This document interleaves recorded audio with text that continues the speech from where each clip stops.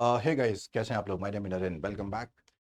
The Hindu Indian Express की जो vocabulary हमारे लिए बहुत इंपॉर्टेंट है। कोई सा भी अगर आप एग्जाम देने जाओगे, स्पेशली मैनेजमेंट एग्जाम, मैनेजमेंट में जाने का मतलब है कि you are supposed to be well spoken, well read person. और उसका सबसे बड़ा टेस्ट कहाँ होता है? आपके एंट्रेंस एग्जाम में। Antonym, synonym, fill in the blanks और रीडिंग कॉम्प्रिहेंशन के अंदर जो तो वोकैब से ही बनता है भाई, वो तो उसको समझना इज वेरी इंपॉर्टेंट। और समझोगे नहीं तो फिर मार्क्स कैसे आएंगे, आंसर कैसे आएगा, ठीक है ना? और ये तो रहा एग्जाम तक की, ये एक लाइफ स्किल है। और वो लाइफ स्किल यू नो आपके प्रोफेशनल लाइफ में, पर्सनल लाइफ में, हर जगह ही काम आएगी, ठीक है ना? तो ये ऐसी चीज है जिसको हम अवॉइड नहीं कर सकते। ग्रामर है कि लाइफ टाइम नहीं पढ़नी, ग्रामर उतनी पढ़नी है कि एग्जाम क्वालिफाई हो। मैंने ग्रामर का भी सीरीज चला दिया, एज यू ऑलरेडी नो। बाकी का डिटेल में पढ़ने के लिए हमारा ये कोर्स अवेलेबल है, ठीक है? You can always go for it. इसका लिंक डिस्क्रिप्शन में मिल जाएगा। एक नंबर गिवन है आपकी स्क्रीन पे, आप कॉल करिए, मैसेज करिए। टीचर से बात करनी है, कोई गाइडेंस चाहिए आपको, कोई स्टडी मटेरियल आपको चाहिए, talk to us. No, ignite MBA is there for you. चलो, एक इंग्लिश का वर्ड है रेमिटेंस। रेमिटेंस जानते हो? हमारे लोग बाहर जाते हैं ना, तो वहां पे पैसा कमा के इंडिया में वापस भेजते हैं ना, उसे रेमिटेंस बोलते हैं। नेपाल की जो इकोनॉमी है ना, ऐसी चलती है, not completely but most majority part of it. कि वहाँ के लोग बाहर बाहर हैं, इंडिया में काम करते हैं, बाहर काम करते हैं, हर जगह। और वहां से पैसा भेजते हैं ना, तो उससे एक सर्टेन परसेंटेज ऑफ जीडीपी है जो नेपाल का, वो रेमिटेंस से चलता है, बाहर से आने हुए पैसे पे, ठीक है? एक है ब्रिस्टलिंग एंगर, मतलब गुस्से की बात हो रही है। ऑलराइट, दो वर्ड है हमारे पास। Bristling, the manager was bristling at unfair acquisition. जब आप किसी मैनेजर पे गलत एक्विजिशन लगाओगे तो गुस्सा होगा ना भाई, है ना? तो ब्रिस्लिंग का सिनोनिम हमें क्या चाहिए? प्लेकेट का तो मतलब होता है पैसिफाई कर देना, शांत कर, शांत कर देना। इंसेंस्ड का मतलब होता है एंगर, ये तो इसका सिनोनिम हो गया। नॉनचलेंट का मतलब होता है does not care attitude, sir फर्क नहीं पड़ता, आप ऐसे एक्टिंग कर रहे हो जैसे कुछ हुआ ही नहीं। आपने किसी को पत्थर मार दिया और वैसे खड़े हो गए, हाँ भाई मुझे नहीं पता क्या हुआ। नॉनचलेंट बिहेवियर, नो रिएक्शन, ठीक है? ऐसे लिख देता हूँ इसको, does not affect, does not affect. Alright. Amenable का मतलब होता है जब कोई चीज फेवरेबल होती है, फ्रेंडली, है ना? FRIENDLY। इसमें एक रूट वर्ड है AM, AM मीन्स लव। अमिट यूनिवर्सिटी फ्रेंडशिप, AM का मतलब लव या फ्रेंडशिप। रूट वर्ड की क्लासेस आएगी तो आपको सुनने को मिलेगा मेरे। रेमिटेंस, ट्रांसफर ऑफ मनी और पेमेंट, बताया था मैंने आपको। चलो, अब हम देखते हैं कुछ और नया वर्ड। एक सिमरिंग वर्ड है हमारे पास, एक स्ट्रोक वर्ड है, इनको डिस्कस करेंगे हम लोग। और ठीक है, इन दोनों को डिस्कस करते हैं, बाकी सब तो ट्रिगर ये सब आपको आता ही होगा। हाँ, सिमर समझिए, सब्जी पकाते हैं ना, और वो कम आग पे सब्जी पकाते हैं तो वो धीमे धीमे सिमर सिमर होती रहती है, ऐसे कोई चीज एक्टिव है लेकिन दिखती नहीं है हमको, अचानक से फट जाती है। किसी इंसान के अंदर गुस्सा आ रहा है, आ रहा है, आ रहा है, आ रहा है, आ रहा है, धीमे धीमे दिख नहीं रहा है, और फिर एक दिन अचानक से फट जाता है, नो, तो उसे सिमरिंग बोलते हैं। मतलब लुक दिखेगा कि इनएक्टिव है, लेकिन वो होता है वहां। सिमरिंग, अनरेस्ट, अनरेस्ट धीमे धीमे धीमे आ रही थी। स्टोक्ड मतलब फ्यूल हो जाना, अचानक से बढ़ जाना। स्टोक का meaning, what is the correct meaning of synonym? Correct synonym here, the public rally was stoked by fiery speech.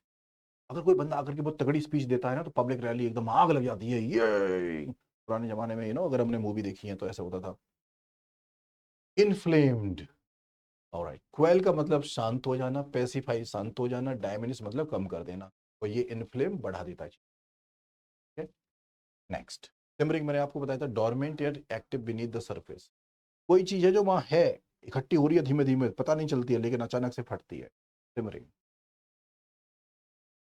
चलो नेक्स्ट वर्ड देखते हैं जो हमें चाहिए यहाँ पे। और रेमिटेंस तो बता दिया। इनफ्लेक्स समझते हो ना, बाहर से लोग आ रहे हैं तो इनफ्लक्स बोलते हैं।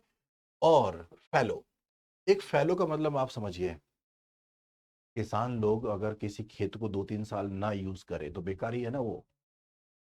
फैलो लैंड मतलब नॉट गुड, वेस्ट। ऑलराइट, देखिए, तो which of the following is the antonym? Arid land का मतलब आप इसे यूज नहीं कर रहे हैं, बेकार जा रही है। बैरन लैंड का मतलब यहाँ पे कोई फसल नहीं हो सकती। वेस्टलैंड तो वेस्टलैंड हो ही गया। ऑपोजिट क्या होगा? फर्टाइल। फर्टाइल लैंड होती है जहां पे कि फसल उगती है। ऑलराइट, तो ये ऑपोजिट होगा। नेक्स्ट, एक वर्ड है मेरे पास, डिस्क्रीट। एक्चुअली ये एक फिनोमेना होती है कंफ्यूजिंग वोकैब। क्या आप जानते हैं कंफ्यूजिंग वोकैब? दो वर्ड होते हैं जो एक जैसी स्पेलिंग होते हैं, एक जैसे साउंड वाले होते हैं, उनका मीनिंग टोटली डिफरेंट होता है। Hence the topic confusing vocab. Official topic है एमबीए के लिए, मैं बता रहा हूँ। याद करना स्टार्ट कर दो गूगल से, मैं बताऊंगा लेकिन आप भी याद रखिए। DISCRET, discrete, and DISCREET। Discrete का मतलब होता है सेपरेट। आपने मैंने अलग कपड़े पहने हुए, डिस्क्रीट क्लोथिंग। आपकी मेरा डीएनए अलग, आपका DNA, discrete DNA, different different, समझ गया ना? ये क्या होगा? डिफरेंट या सेपरेट, अलग अलग। इसको समझो, ये डिस्क्रीट क्या है? मैं अभी क्लास में पढ़ा रहा हूँ और मैंने देखा अचानक से मिस्टर मोदी मेरी क्लास में यहाँ पे खड़े हुए हैं, मैंने नोटिस ही नहीं किया उनको। तो मोदी खड़े हुए यहाँ पे कह रहे हैं, भाइयों बहनों आज के बाद मैं आपको पढ़ाऊंगा। पॉइंट इज कि जब कोई आपकी क्लासरूम में या लाइफ में या कहीं पे भी कुछ सीक्रेटली कुछ कर दे, उसे डिस्क्रीट बोल, ठीक है ना? इसका मीनिंग होता है सीक्रेट। देख लो,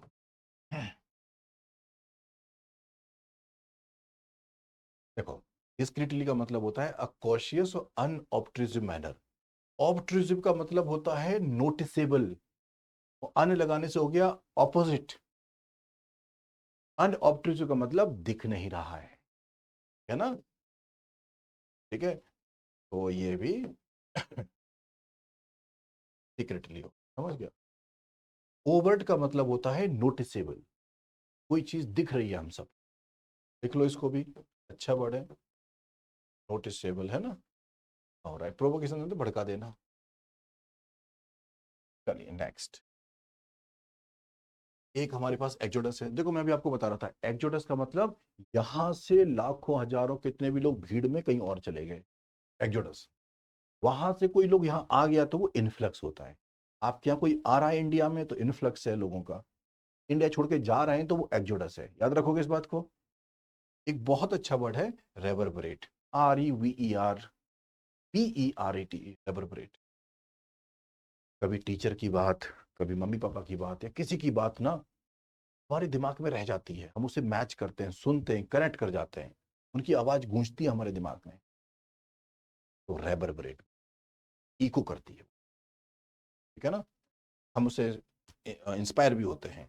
रिजेंटमेंट तो जानते हो, गुस्सा, एंगर होता है। प्रोफाउंड जानते हो, जब कोई चीज बहुत ही स्ट्रांगली हमें इंपैक्ट डालती है। चलो फिर डिस्कस करते हैं। एक्सोडस का सिनोनिम कौन सा नहीं है? जब माइग्रेट करते हैं तो एक जगह से दूसरी जगह जाते हैं, इमिग्रेट करते हैं एक जगह से दूसरी जगह जाते हैं, और डिपार्चर आप जानता है, इन्फ्लक्स कहीं और से यहां आते हैं। ये वाला सिनोनिम नहीं इसका, एक्सोडस का। रेवरबरेट का मतलब मैच करना। टीचर का जो, सॉरी, लीडर का जो स्पीच है ना, रेवरबरेट अक्रॉस जनरेशन। मिस्टर मोदी कोई स्पीच दिए और 10 साल से लेकर के 100 साल का आदमी, कोई भी नेता हो, mister Rahul Gandhi, Modi, doesn't matter, और वो अगर कोई स्पीच दे रहा है और वो स्पीच सबको कनेक्ट कर रही है, रेवरबरेट कर रही है, रिजाउंड कर रही है, ट्विंडल नहीं कर रही, डेसिपेट नहीं कर रही, फॉरगेट नहीं हो। ट्विंडलिंग का मतलब कोई चीज खराब होती जा रही है, डेसिपेट का मतलब चीजें कम होती जा रही है। किनशिप का मतलब होता है, अरे ये फैमिली से रिलेटेड होता है, सीधी सी बात। एक फैमिली के जो मेंबर्स होते हैं ना, किनशिप बोलते हैं, फैमिली और सोशल बॉन्ड। आओ, एक ट्रोप वर्ड है, ट्रोप दिख रहा है आपको, TROPE। तो बेसिकली एक जो ऑथर, जैसे मैं ऑथर हूं सपोज, राइटर, और मैं जब अपनी राइटिंग करूंगा ना तो उसमें कहीं ना कहीं मेरी कुछ जो मेरी नेचुरल तरीका है जीने का या मेरी सोच है, वो मेरी राइटिंग में रिफ्लेक्ट करेगा। वो स्टाइल हमेशा कहीं ना कहीं दिखेगी, ये ट्रोप बोलते हैं, किसी की जो स्टाइल होती है ना? एक बहुत अच्छा वर्ड है एग्जॉर्टेशन। एक टीचर, एक पेरेंट या कोई भी बार बार एक बात बोलता है, बेटा न्यूज़पेपर पढ़ ले, बेटा डायरी बना ले, नरेंद्र सर पढ़ा रहे हैं, इनको नोट्स बना ले, चैनल को सब्सक्राइब कर ले। तो जब हम एम्फेसाइज करते हैं, हाईलाइट करते हैं कोई चीज, ऑब्वियसली अच्छी बात को एग्जॉर्टेशन बोलते हैं। ट्रोप का मतलब रिकरिंग थीम और मोटिव। जो चीज़ बार बार कहीं दिखती है लिटरेचर में या कहीं भी। Exhortation, the teacher's exhortation urged student to preserve. Teacher ने कोई ऐसी बात कही और बच्चों ने मान ली हो, ठीक है ना। एडमोनिशंस नहीं, इनकरेजमेंट। रिव्यू क्रिटिसाइज करना नहीं, डिस्करेज नहीं। एडमोनिश का मतलब डांटना भी होता है। चलो एक last idiom, hit the nail on the head का मतलब होता है कि आप, मैं, हम लोग सब एक मीटिंग में बैठे हुए हैं और हम प्रॉब्लम डिस्कस कर रहे हैं और किसी ने एक ऐसी बात बोल दी कि वो बात बड़ी सही टाइम पे सही बात, लॉजिकल बात बोल दी। तो she hit the nail on the head मतलब she said the right thing. Okay, चलिए। In the board meeting when the market head said that the slump in sales, market head ने बोला जो सेल्स जो डाउन हो रखी है ना कंपनी का, sales was mainly caused by poor channel execution rather than product quality। Product तो हमारा ठीक है, हमारा ये चैनल एग्जीक्यूशन ठीक नहीं हो रहा है, इस चक्कर में सेल्स हमारे नहीं। जब इसने ये बात कही तो बड़ी सही बात कही। तो ही हिट द नेल या she hit the nail on the head, he hit the nail on the head. To state कहना, precise, to the point, cause और give an accurate well target observation, hit the nail on the head. Alright, चलो तो हम लोग ये कहानी पढ़ते रहेंगे। आपने नोटिस किया होगा कि हमने 100 ग्रामर रूल्स का सीरीज भी चलाया हुआ है, आप उसको भी देखते रहो, ठीक है। और डिटेल में पढ़ने के लिए हमने टारगेट MBA 2026 रखा हुआ है। महाराष्ट्र CET स्पेशल बैच अवेलेबल है। Hundreds of videos hours already recorded है आपके लिए। आप कॉलेज में हैं, हॉस्टल, कहीं भी पढ़ाई कुछ भी कर रहे हैं, लाइव क्लास आप नहीं आ सकते, दैट्स फाइन, रिकॉर्डेड तो पढ़ सकते हो। मैथ्स, रीजनिंग और इंग्लिश के बेस्ट ऑफ द कोर्सेज हमने बना दिए हैं, very much affordable as well. इन पर नंबर गिवन है, कॉल करो हमें। कैसे परचेज, बहुत सारे लोगों ने परचेज कर लिया है। कीप वॉचिंग, आप बताओ कितना बेनिफिट कर रहा है आपको, नहीं कैसे वॉच करना है, कौन से टॉपिक पहले देखने हैं, उसके लिए कॉल करिए। तो ठीक है, स्क्रीन पर आपके नंबर है। तो we are there for you. और फिर सिलेक्शन के पहले और सिलेक्शन के बाद दोनों ही आपको जरूरत होगी। सिलेक्शन का मतलब एग्जाम क्वालिफाई का। चलो, ओनली इंग्लिश का कोर्स भी अवेलेबल है, लिंक मिल जाएगा नीचे। Like, share, subscribe, all the best.